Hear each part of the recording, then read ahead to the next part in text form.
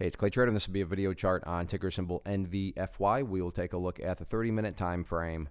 Real quick, what do I mean by 30-minute in case maybe you're new to charts? Instead of each one of these candlesticks here representing 1 day's worth of price action, which is what you would normally see, each one represents 30 minutes. So while this here may look like several days worth of time, it's actually today's price action broken down into 30-minute time slices. I like to do this time frame. I think does a good job of telling the quote-unquote story of the price, and then makes mapping out levels of support and resistance a bit easier to see. I don't mean to state the obvious, but I will anyways. Absolutely monster move today, not only from a price action perspective, but if you look down here at the volume, by far the biggest volume this chart has had in quite a while.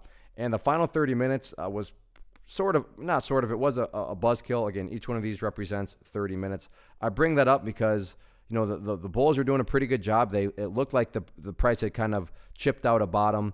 And then, like I said, the final 30 minutes happened. So like I was saying, the price looked like it had chipped out a bottom right there, give or take around $2.25. You can see pretty clearly that several times throughout the afternoon, the bears were tried several times to push down through that level, but each and every time the bulls were doing a good job of holding strong. And then, like I said, the final 30 minutes showed up, and you can see right there that all of a sudden the price broke down through it.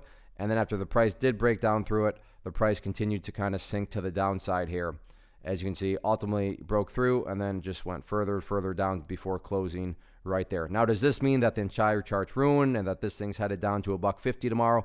I'm not saying that. I'm just saying that sort of kind of a disappointing final 30 minutes, as you know, apparently this is not going to be the bottom. So now it brings about the new question is kind of where is the bottom at? But before we get to that, first update that needs to be made comes from a foundational principle in charting, which states when levels of support are broken and closed below, they tend to act as resistance. So going into tomorrow, the short-term level of resistance would need to be considered right there now at $2.25.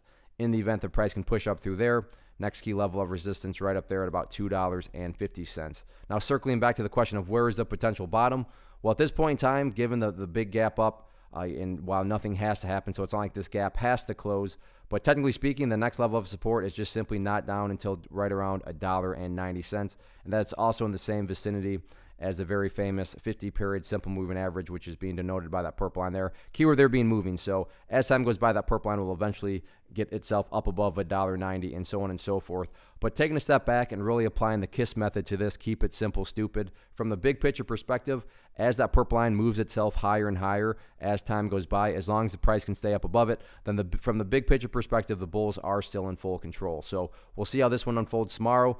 Buzzkill final 30 minutes, but maybe this is just a little knee-jerk reaction to the downside, and the price will snap back upwards. Only time will tell.